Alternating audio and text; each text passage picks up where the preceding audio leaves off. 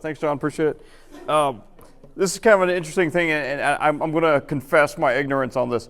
So I was in Pensacola, Florida twice. Once as a flight student, then I went back as a flight instructor. And I only made it over to Fort Pickens once. And it's a crying shame because as a history buff, I was busy with other things, and I never really made it.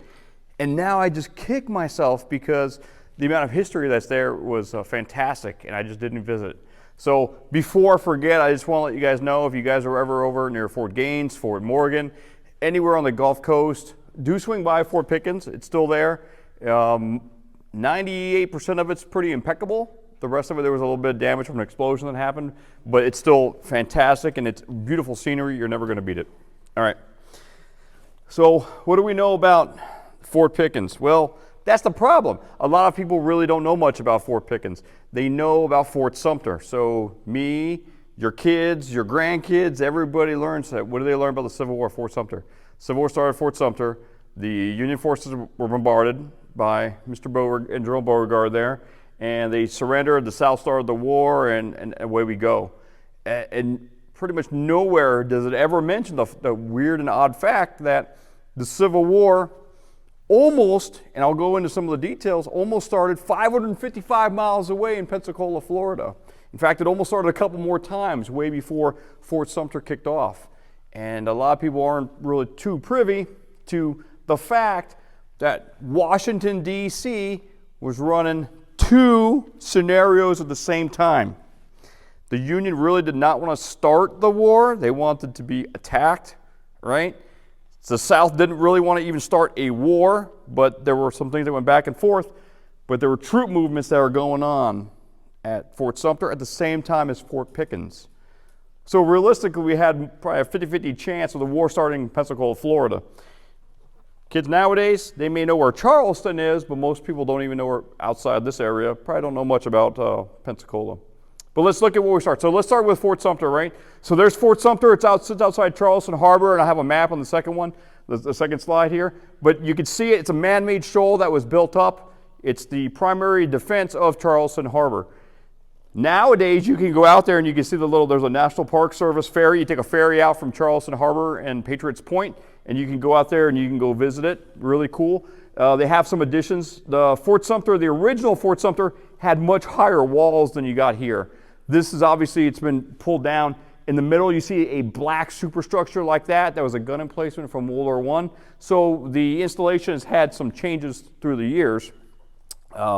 But you can still go out there and visit it, and it's quite awesome, in my opinion, because that's where the war started, or did it. All right, so this is a quick map of Fort Sumter, and I'll go back. So you had Major Anderson, right, the Union commander of the coastal artillery forces for Charleston Harbor, right here in charge of all this. So 55-year-old Major Anderson, the 1820 grad from West Point. A little bit of an older guy, I would say, but 55-year-old Major, very senior. They headquartered at Fort Moultrie right there. Here is Castle Pinckney, or Fort Pinckney, which was an arsenal. And then you had some abandoned forts over here, Fort Johnson over here on James Island. This one was run down and not really good. Fort Sumter was in place, but not really occupied. Because think about it, if you're occupying a fort and you have forces that are there, you're going to want to go into town, you want to go buy supplies, you want to go do these things. Well, this one requires a boat to go in and out of it, right? This one here is land. You can go around and get over here and go to Charleston and see everything and then come back. So with a little bit of war, and I'll go through a little bit of the timeline here, December 10th, there was a truce, right? South Carolina was on the verge of secession. South really did not want to start a shooting war. They just wanted to peacefully secede. So they said, hey guys, let's let the politicians work this out, and let's just go ahead and calm down and have a truce. Hey, no more movements in, no more resupplying, no more moving your forces around, and we're not going to be aggressive with you. That stood for a little bit here, but that truce started on December 10th. 20 December, 10 days later, South Carolina seceded. Right? So now, if you're Major Anderson, you're surrounded by a whole bunch of South Carolinians who were firebrands for secession. And now these guys are now zealous because they actually did it. So Major Anderson, knowing that his little position and his force over here on Fort Moultrie was not sustainable. So he collapsed these forces here and he moved them out to Fort Sumter, defending Charleston Harbor. If you look at the range rings, if you had a gun at Fort Sumter, you could actually deter anybody from going into the entire harbor from there. It's pretty good, right? Well, the South understood that. Oh man, he moved his forces, and so the South Carolinians moved in to Fort Moultrie, redid Fort Thompson there. I'm sorry, not Fort Thompson, Fort Johnson. And then they had a bunch of coastal artillery batteries floating nearby and other ships to go for it. But that's really it.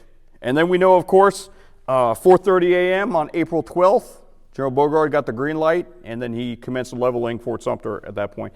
And then the surrender was the next day. So one thing I think is pretty interesting is next day around 2:30 on April 13th, that's when Major Anderson struck his colors and surrendered. There were no casualties. So at this point, it was still a bloodless war. You know what I mean? However, it was quite odd, though, because when they were going to leave out of Fort Sumter, they said, hey, we're going to do a 50-gun salute as we leave. And on the 47th gun, the gun exploded, and a guy got killed. So, blood has now been shed, and Fort Sumter has been lost, right? So you can spin it as you like. You can see the news now, and you can see how they spin things. This is really no different, right? So talk about 500 plus miles away going down to Pensacola, right? What's in Pensacola? Florida hasn't seceded yet, right? Who cares? Why do we care about Pensacola, Florida? So if you look at it, when the Spanish, Pensacola is actually the oldest settlement, European settlement in North America. People think, oh no, it's Plymouth Rock or something, Jamestown, and it's not. So and there's a little debate there. 1565, Pensacola was initially founded. The Spanish. The Spanish eventually left, and then they came back 6 years later. In the meantime, they actually started St. Augustine, and St. Augustine was consistent and never got evacuated. So St. Augustine is still the oldest permanent European settlement in America.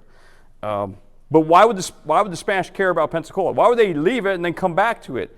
Well, Pensacola Harbor, as you can see right here, is a fairly large harbor. It's a deep harbor, and you could put ocean-going ships on there, anchor them, and have them, they swing on the anchors, and they all wait and everything, and you could host your forces. Plus, there's a little bit of a barrier island for natural defense from storms and things like that. Plus, if you're at war with, the English or the French, you can tuck your ships in here and hide them, and then they can't really come in and get them. Plus, it's far enough away where if they're here on this side of the Santa Rosa Island, they can't shoot across too accurately. It's a little bit of a distance, especially with the guns of those days. So, a wonderful, well-protected harbor that Spain liked. Pensacola was founded actually 42 years before Jamestown, the first English settlement in there, and 55 years before Plymouth Rock. So you're looking at a city that was founded because of the beautiful natural and naval protection that it offered. So in the Civil War, it's the same thing. At the time of the Civil War in 1860, 1861, pick your year, it doesn't really matter, over here in Pensacola, there was a dry dock, which is very rare. So all these ships you see going down to the Mexican War, cruising through the Caribbean and everything, if they needed to have any major repairs or anything, Pensacola was the #1 naval support facility that could service these vessels. So to the South, it was important because if the South ever had a navy that could go far-reaching around the globe, that would probably be their primary place where they could repair their ships. The North also saw that, and they would love to deny the South from having that. So Pensacola quickly became a target. In addition to, there's 4 masonry forts, and I'm going to go into the next one here, this little red area. Inside this area that you see on the map here, there was 4 masonry forts that were pretty well defended. 376 cannon, 17,000 projectiles, and 52,000 pounds of powder. So for coastal installations and artillery, it's pretty well stocked and a good place to have. All right. Militarily, this place was probably more important than Charleston, I would say. Culturally and politically, Charleston's probably more important because Charleston had actually seceded, and that was where all the eyes of the newspapers were focused on. Not Pensacola. You kidding? This is yellow fever central. Nobody likes this place. It's hot, diseases, mosquitoes, and things like that. So, of course, before pictures, you haven't seen the photos. The beaches are beautiful, right? But that doesn't make it into the pictures, right?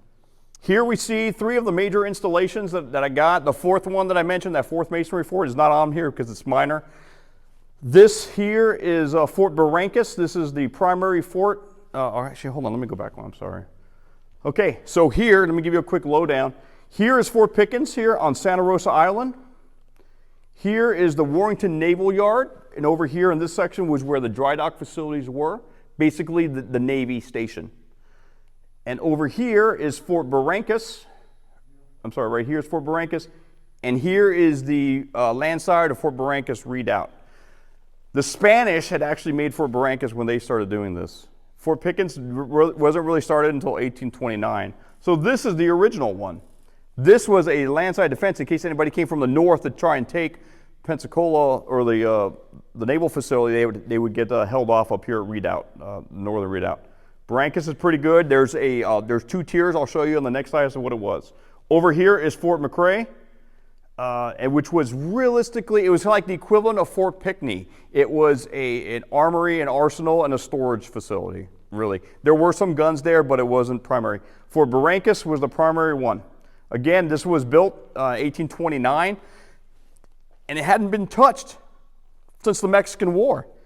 So remember Major Anderson, he left Fort Moultrie, right? Well, when he evacuated Moultrie and went to Fort Sumter was abandoned. It's the same thing here.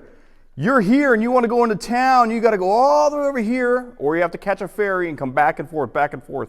So all of the U.S. forces were here. In fact, over here at Fort McRae, there were actually 2 people there, an ordnance sergeant and his wife.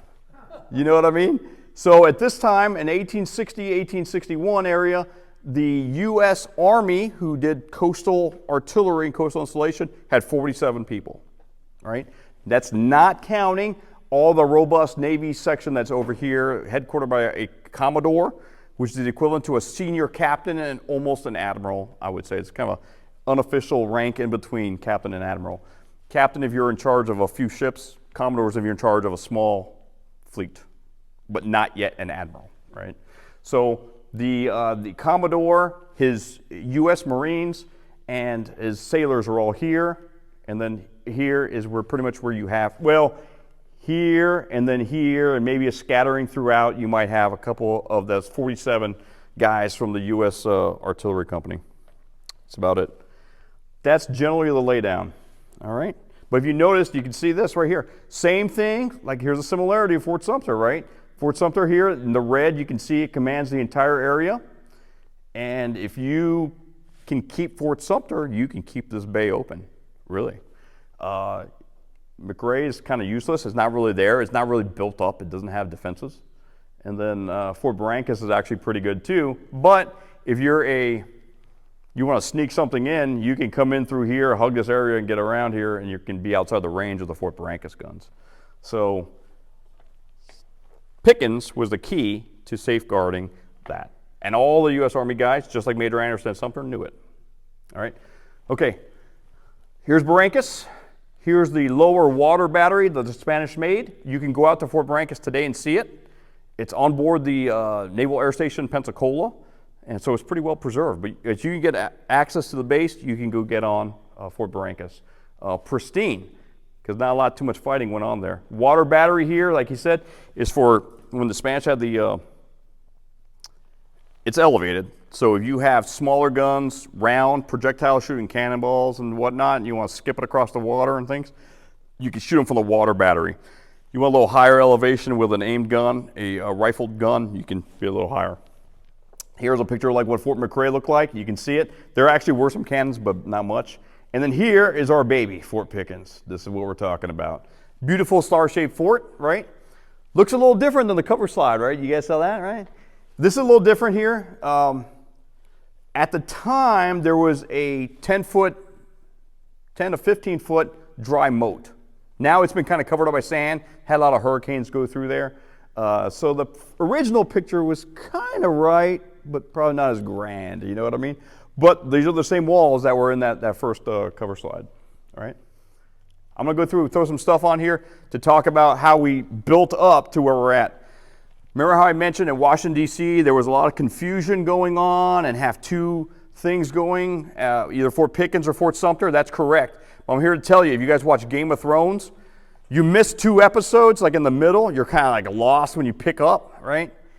So I'm not even going to go through all the intricacies and all the soap opera stuff that's happening in Washington, D.C. It's simply too confusing, and be honest with you, I would probably mess it up and step over myself, and it won't make sense. So I'm just going to go militarily what happened, some of the ultimate decisions out of Washington, not the little intricacies, and Seward putting, so a little teaser, Seward was putting documents inside the stack of papers for Lincoln to sign, and Lincoln signed a few without even really reading them, and stuff happened. So that's his own cabinet members doing that. But again, that's a presentation for someone else at a later time, right? I'm not going to do that. All right, so the first one, let's go back to December 7th, 1860. The U.S.'s supply arrived in Pensacola. Why do you care about that? You don't care, right? But when the Navy guys came in, they were attested that there was a huge secession talk in the city of Pensacola. Parties, events, nightlife, whatever you may be, it was very ardent, just like in South Carolina, just like Charleston. So they knew when the writing was on the wall that something was going to happen. And Florida is probably a very good place where it's going to happen next. Very few people inside the Northwest Florida region wanted to keep the Union together. They were ready to break away. Other parts of Florida are a little different, but not Northwest Florida, right? So on December 3rd, they actually convened the secession convention, as you can see there. And then here's an interesting thing. Here's where it starts going into, the rubber starts hitting the road. January 4th, Mount Vernon Arsenal was seized by Alabamian forces. You guys, I don't know if you've ever been out to Mount Vernon, just north of the Mobile area. But that was the arsenal that held all the naval artillery and coastal gunpowder and things like that. So, oops. So if you wanted to shoot guns from Fort Sumter or Fort Pickens or Fort Brancos, that's where all your powder came from, a critical place. And then what happened the next day, January 5th? Fort Gaines and Fort Morgan and Mobile were also both seized. So the writing's on the wall, right? Where they're seizing U.S. forces or seizing U.S. installations, and this is going on. All right, so let's talk about a couple guys here, right? I say 6th law of the Navy, pray for relief for the good of the service as much as else it may be. There's an old rhyme that I had learned at the Naval Academy, and it's all set to rhymes, and it's pretty cool. But yes, basically all that's saying is go on leave, it's good for you, it's good for your subordinates, it's good for the service, please go and use your leave, right? So leave's always good. Take leave, take a little vacation time, right? So let's look at the guys who are the U.S. Coastal Artillery guys. Major John Winder right there. This guy was not a spring chicken. You know what I mean? If you look at it, he was pretty old himself. He was an 1820 grad from West Point. That's 9 years before Robert E. Lee got commissioned. So everyone knows Robert E. Lee is the old man of the South. Well, this guy's at least 9 years older, maybe give or take a few years. So he's older than Lee. All right. He's been doing this for a long time. his executive officer and his engineer, those are the top guys. And guess what? They all put in to go on leave because it was near Christmas time, right? So if you were in charge and you were the guy who approves these gentlemen's leave, and you know all the secessionist movement that's going on in Pensacola, and your top 3 guys for your coastal artillery wanted to take leave, would you guys approve their leave? No. Would you? No, you wouldn't, right? Crazy. Boom, it gets approved. Now, this is that the same John Winder who was later in charge of the Confederate prisoners? That is, yeah. Major John Winder from Eastern Maryland, who is, he was sympathetic to the Confederate cause, and he became the gentleman in charge of the Libby prison up in Richmond, and then eventually, towards the end, he was in charge of Andersonville. Yep, at the end. But yeah, and then the other 2 gentlemen, they actually, but so here's a question for you. So if you were Major Winder, and you heard all the secession talk, would you go on leave? Me personally, I think if I was a Confederate sympathizer, I would have stayed in command, and then when we seceded, I would have turned it over, or turned over the guns, or turned over the emplacements. But this guy went on leave. Maybe he just wanted to let things happen when I'm not there. I'm not going to worry about it, right? Kind of like he did in Texas. Just, yeah, right? So this one too, if me, the second in command, and the chief engineer, the third in command are all gone, the guys who left there, they're not going to fight. They're not going to hold down the fort. They're going to fold like a lawn chair, right? We'll see what happens. So this is the guy that's left in command. Him and Lieutenant Gilman are the only 2 officers of this coastal artillery company. But this guy is kind of like the Pickens equivalent to Major Anderson. He understood that, you know what, I have to go to Fort Pickens if I'm actually going to defend Pensacola Harbor, right? This gentleman here, 33 years old, much younger than Major Winder, and this other guy who's his second in command, Major Gilman, he actually taught him at West Point Artillery. So very interesting, right? And then, of course, on the Navy side of the house, you had Commodore Armstrong still over there on the Navy. If you think about it, he came in and took over command of what the major was supposed to be doing. But, well, yeah, that'd make you kind of... And then the major, I'm sure, left him a huge mess in his place. And we'll find out he did. All right, so on January 8th there, he says, okay, guys, I need boats to take it over to Fort Pickens. So right now we're all over on Fort Brancas, but we're kind of all over. So I want all you guys to go ahead and consolidate everything we have over at the inner portion of Fort Barrancas. So just in case something happens, I got at least one wall while I store all this out to protect some of the gunpowder and all the stores and food. So that's what he ends up doing on January 8th. At the same time, on January 8th at night, some people start going closer towards Fort Barrancas and kind of probing the lines. And the sergeant of the guard gets a little scared and shoots. I don't know if he meant to kill. I don't know if he meant to warn. Nobody really knows. Kind of like the shot around the world, but we know he shot it at least. The raiding party dissipates and leaves. So, whoa, this is for real, right? Just like we got. The 9th, as we can think, hey, we know this is going to happen. Well, on the 9th, they received orders from Washington saying, take every precaution you can to safeguard the coastal portions. So he said, okay, and that was his cue to get out of Fort Barrancas because he knew he had already been raided, right, or potentially raided, and he said, I'm going to start moving my forces over to Fort Pickens. So he's doing the Major Anderson right now at this point on the 9th. They work through the day. The Navy, Commodore Armstrong over there, provides them some boats, and he's ferrying him and his 46 men for a grand total of 47 over there to Fort Pickens. Along the way, they look for volunteers because 47 people to hold Fort Pickens just simply isn't enough. They pick up 3 ordnance sergeants and 30 sailors to make it a force of 80. So hey, I'll take 80. You know what I mean? I'll take 80 guys who want to be there than 47 guys, and that's it. So that's what they end up doing on the 9th and trying to get over there. Of course, on the same time, the Star of the West attempts that pathetic resupply over at Fort Sumter and gets fired upon. So just thinking about what's going on. Mississippi secedes, right? The 10th, Florida secedes. We knew that was going to happen, but it took a couple votes for the convention that dawned a few days earlier, right? Okay. Interesting. What else happened? McCree raid. These guys knew that we had some artillery and some gunpowder over on Fort McCree, so they went over to Fort McCree. They took as much as they can, and then they tried to spike guns and burn gunpowder there so that they could deny it to the Confederacy. Along the way, and this is kind of interesting too, when Commodore Armstrong was given Slammer his ships to go back and forth, there were a lot of Southern sympathizers who were like sabotaging the little motors on the boat, sabotaging the sails and making it harder. So it took them a little bit until the 10th to finally get everything over there. The 9th all through the night, and then the 10th the morning they're done. Of course, okay, yeah, it said the Goddess of Liberty. That's who that girl is right there, right? Yep. And then of course on January 11th at the same time, now that secession was kicking in, troops, everybody, city militia, state militia, anybody who was just angry with the U.S. government started grabbing rifles and started slowly making their way over towards Pensacola. So that, in walks this guy here. This gentleman got commissioned from West Point in 1815. He's 62 years old now at this point. So this is an interesting cat. He's a he's from Maine originally.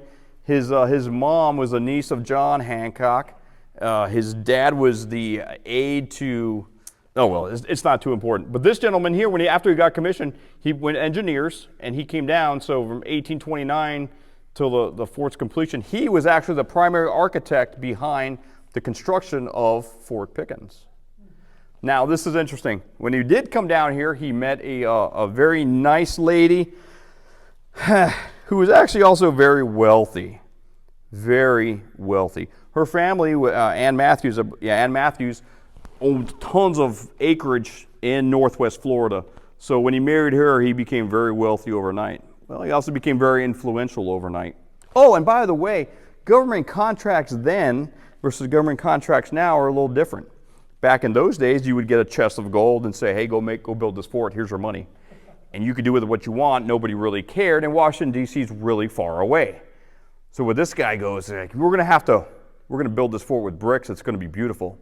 Oh, and, okay, hey, I'm gonna build a brick factory and I'm gonna sell the government my bricks.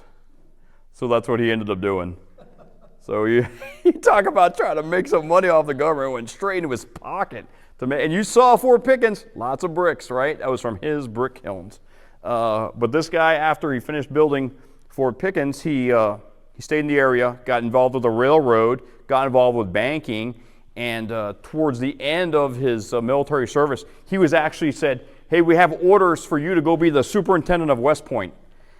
And he came back, he goes, thank you, but I can't, because if I go up to New York, my health would be in shambles. I just can't do it. I'm sorry, I'm going to have to resign, retire, whatever it may be.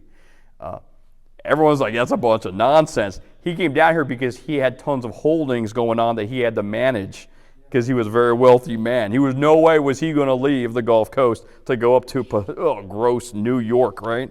So especially in the winter, no way. So he resigned from the Army. Of course, when Florida seceded, they needed somebody quick. Hey, I need somebody here. We don't have boards. I need to pick somebody.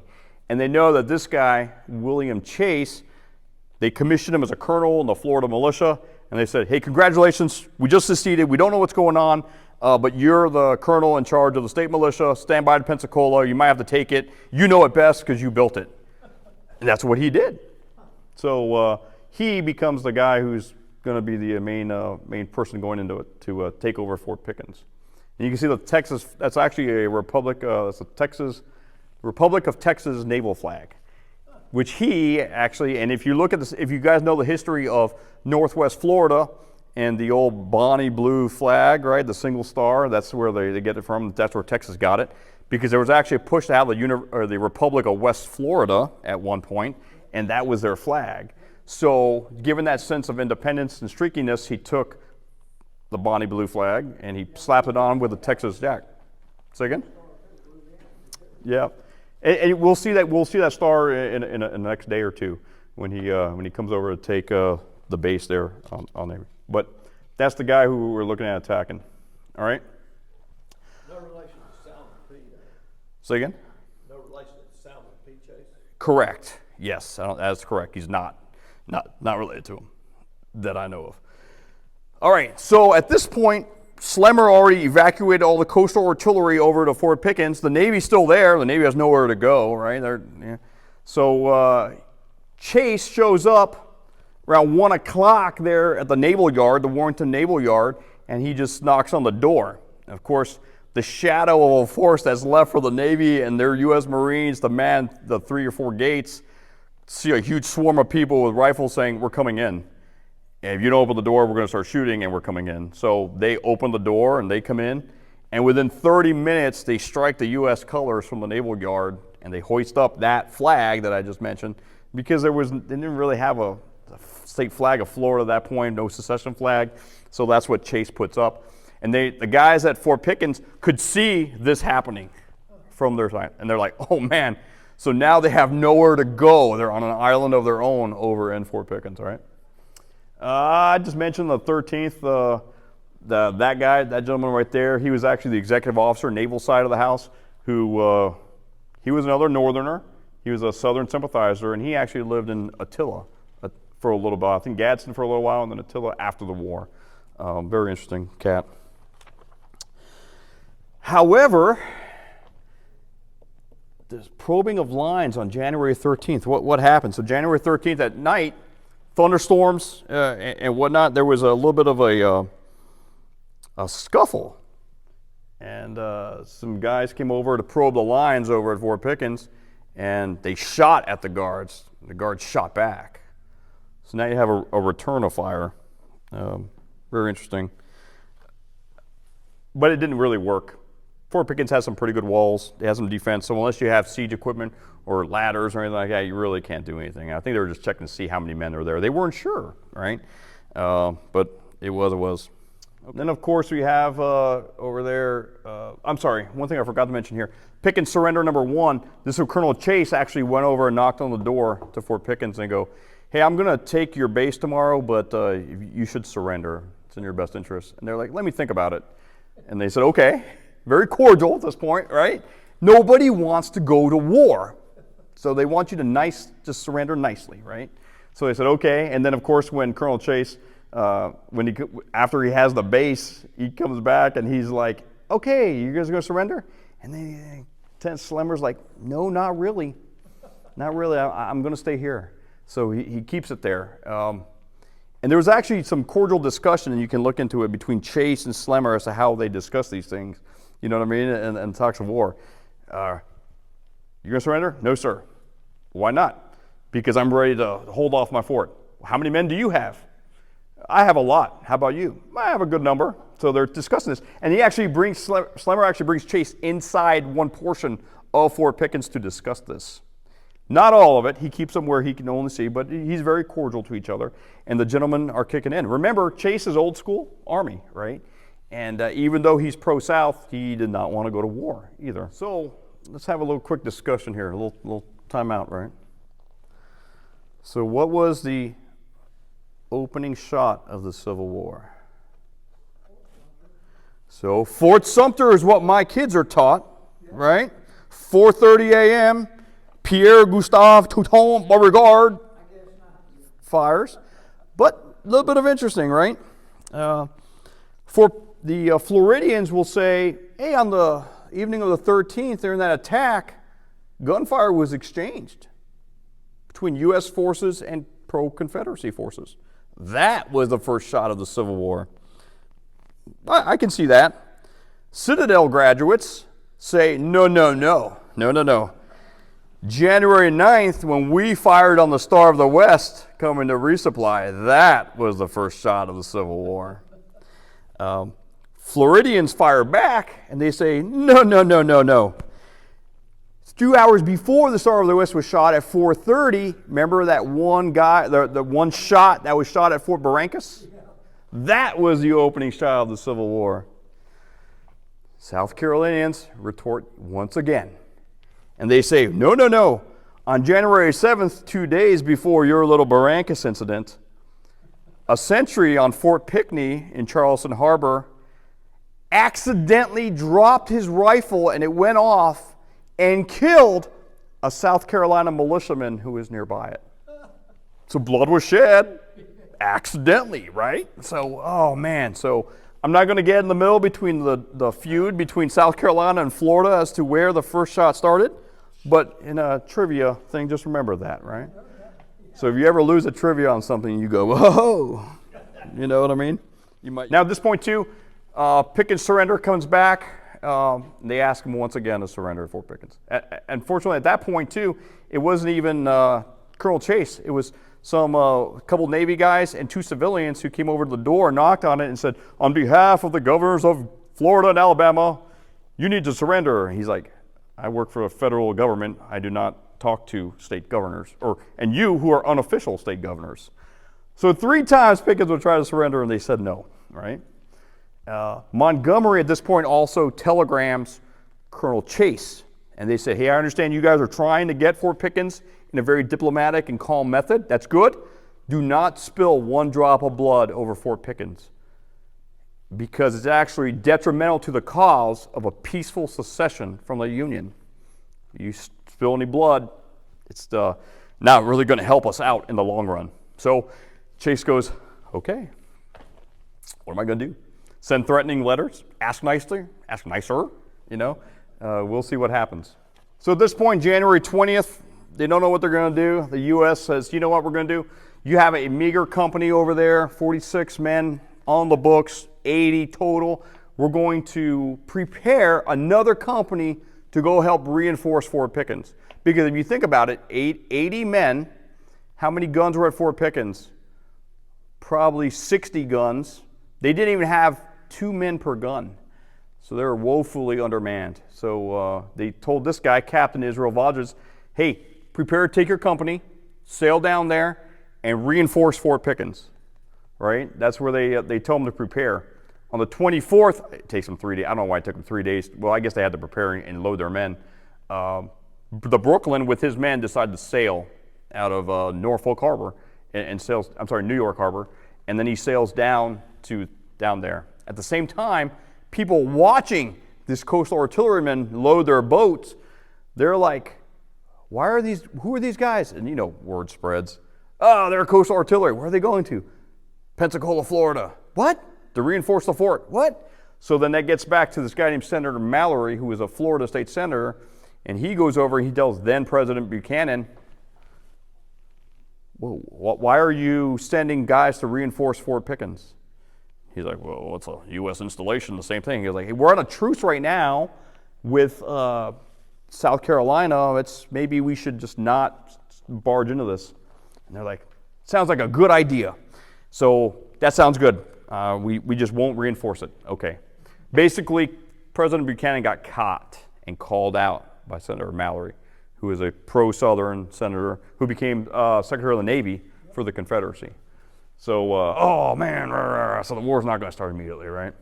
So you can see he actually dispatched the orders on the 29th to go down there and tell Mr. Vodges here, don't resupply the fort. We're in a truce. Okay, I got on the 26th. Again, this is Colonel Chase and Slemmer being nice, and they're talking about it, and they're letting them get fresh fruits and vegetables. Fresh fruits and vegetables don't keep. You know, it's not like a barrel of hardtack. So you can't keep it for the long run. You know what I mean? Eat it so your men don't get scurvy, and then and everyone's still happy, and we're still friends, right? We can probably still do this peacefully. This is my show of goodwill. I'm also going to give you fresh fruits and vegetables, and I'll let your mail get delivered. So Vodges here arrives, and he's met by a Navy lieutenant who says, "Hey, you got your company here. This is great, but you can't land because we're under a truce."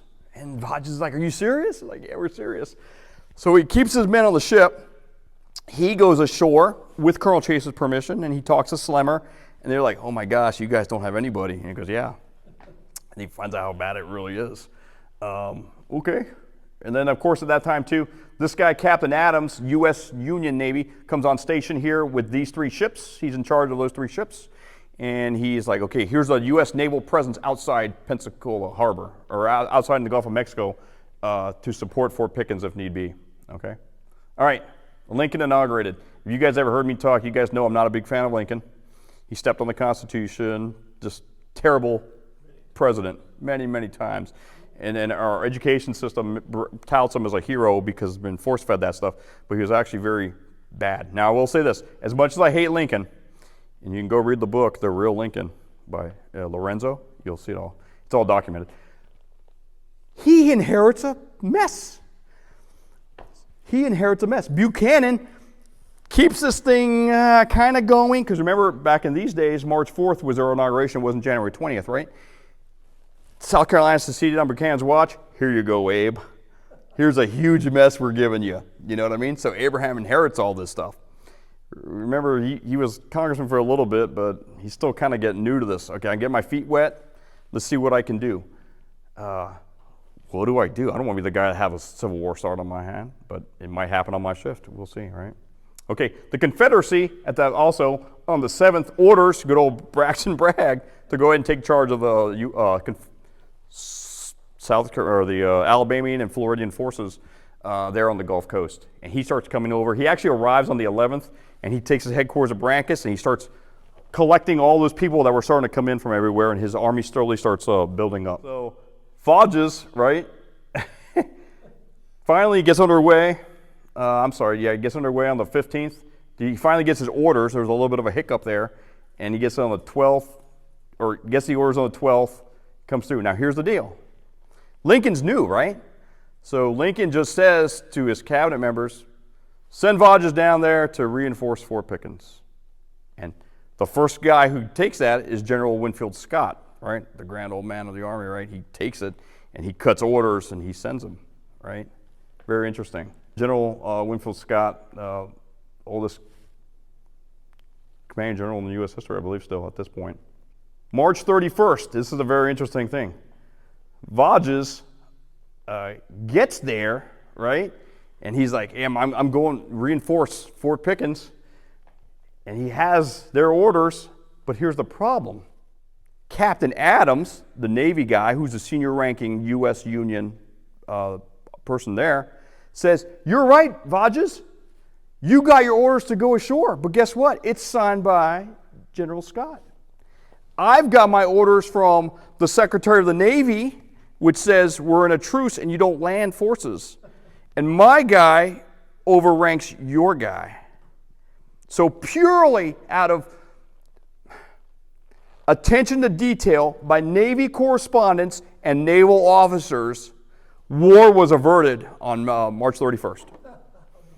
So Fodges is like, I can't go ashore. And Adams like, not from my ships.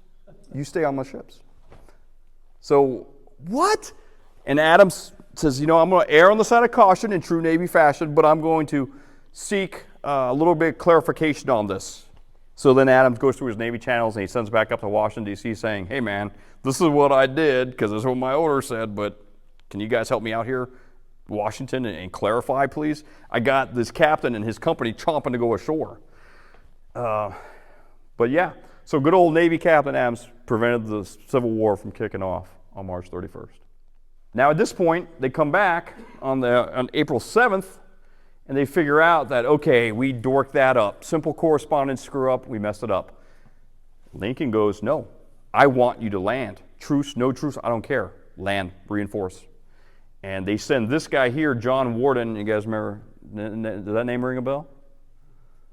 Monitor. Yeah, he was the captain of the Monitor, right? They sent him down there as a personal dispatch. In fact, it was like James Bond. He memorized his message, you know what I mean? So he wouldn't come across with written correspondence and be hanged as a spy.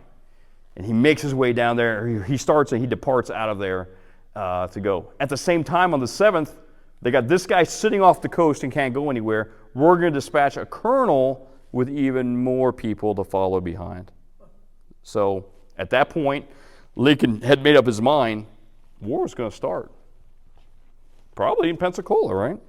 Regardless, I will say this, moving on here, on April 8th, this guy, Confederate Secretary of War Leroy Pope Walker, if you guys ever been to Huntsville, the Leroy Pope House, that's his grandfather. He issues orders to General Bragg, and he says, do not let them land troops, even if it starts a civil war. So Bragg's like, okay. So now we see starting to come to a head. Things are getting a lot more risky and starting to get a little hairy and a little more dangerous down in where they're at. Same thing happening on the 10th. You can see the South Carolina newspapers published Jefferson Davis's orders to Beauregard saying, ask them to surrender one more time, and if they don't, then level the fort. So, cat's out of the bag. You can't really surprise them, right? Very interesting. At the same time, you see we have Worden arriving, and he actually goes to General Bragg, courtesy, and he says, I have a message for Lieutenant Slemmer at Fort Pickens. I'm sorry, Captain Vodge is on the ships. May I take it to him? And Bragg asks him, is it of peaceful nature? And he says, yes. And he goes out, and he actually waits a couple days. The sea state doesn't let him. He has to go on the morning of the 12th to go tell him this stuff, right? Very interesting. But yeah, that guy traveled via rail because it was faster than being dispatched via ship. On the evening of the 11th, General Bragg had about 5,000 men now at this point in Pensacola. And he said, I'm going to go launch a night attack. He didn't have guns. He had men with rifles, muskets, squirrel guns, whatever it may be, and that's it. So we're going to go do this. And then a newspaper foiled his attack. Word got out, operational security failed, and then he called off the attack because it needed a surprise. He didn't have guns. He didn't have anything like that. So he called off the attack. So again, the Civil War could have started there on March 11th. Again, but what happened? And it could have started in Pensacola on March 11th, but it didn't quite do it because Bragg chickened out. Interesting. Then, of course, unbeknownst to the guys in Pensacola, on the morning of April 12th, that's actually when Fort Sumter was being attacked at the same time. Worden actually made it out that morning when the sea state was good, and he told Vodges, let me clarify, land your guys. And he's like, okay. And at that point, of course, Vodges makes preparations to land because he only has a company of men, but he has to get them off the ship. They got to row them to shore. They got to go to shore and all that good stuff. At that point, South Carolina was already under attack. So you have two converging things, Sumter and you have Pickens, and it all is going to happen at the same time. South just fired first on Sumter. That's it. Ironically, and this is pretty funny too, a lot of people don't know this, but they say, oh, the South attacked Fort Sumter, that 4:30 on the April 12th. And they did. South did. What they don't tell you is that Lincoln had already ordered and loaded his men to resupply Fort Sumter. And right outside Charleston Harbor, right out here, the sea state was rough. They couldn't get in to resupply in the morning. In fact, when all the resupply ships and the men were in a marshalling area before going ashore, they were watching Fort Sumter get bombarded. So if the South had just waited 5 more hours, the Union would have been resupplying Fort Sumter too. And then it would have been like, whoa, you violated the truce. And at the same time, the Pensacola would have been reinforced, really violating the truce going on. But who is the gentleman, Edward Ruffin? Yeah. The first man to fire pull the cannon to attack Fort Sumter? Or no, he did Star of the West. No, he did Fort Sumter, right? Yeah, not Star of the West.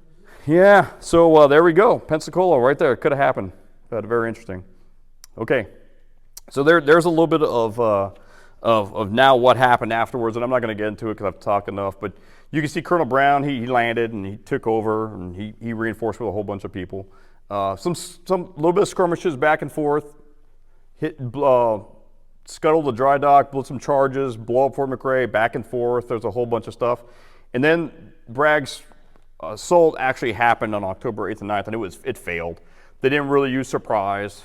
The Union had no forces. They had pickets out on the eastern side of Santa Rosa Island. And they detected them, and then they ran back and got behind some strong walls, and it just didn't work.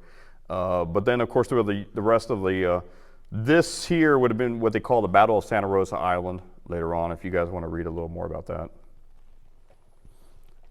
This is, if you guys go down to Fort Pickens, this is what Fort Pickens is kind of known for. If you go to Fort Sumter, I think Osceola, the Florida chief, was in prison at Fort Sumter, Fort Moultrie. Geronimo, at some point, was held over there on Fort Pickens, and that's what everyone kind of knows him for.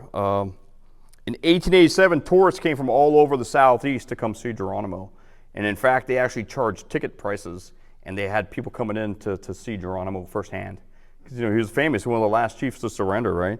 And he was actually separated from his wife and the rest of his men, and then they kind of pulled them back together, and Geronimo was there.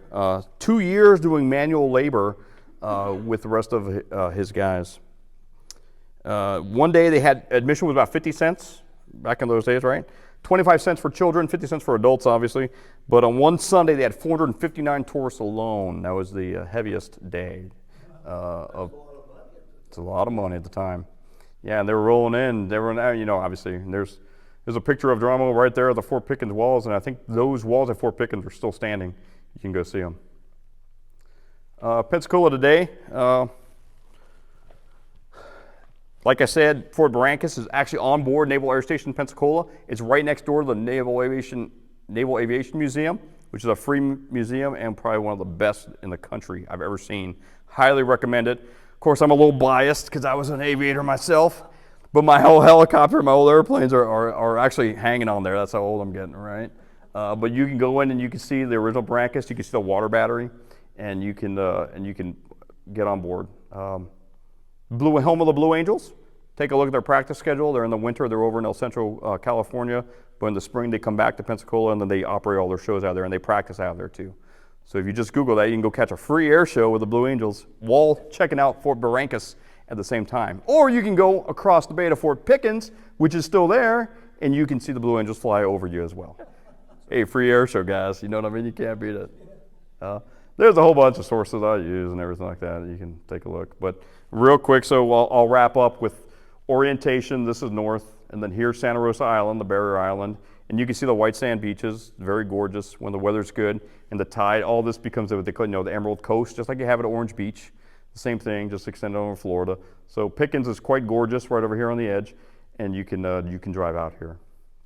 And then here's the Naval Air Station, right? And then over here is Fort Barrancas, and then here's the Warrenton Naval Yard, which is now big Naval Air Station, Pensacola.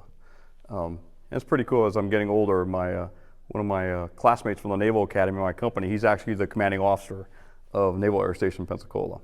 So go say hi to Captain Shashadi for me. He'll get you on. You guys hear about Gulf Shore where they always see all the aliens? That's over here.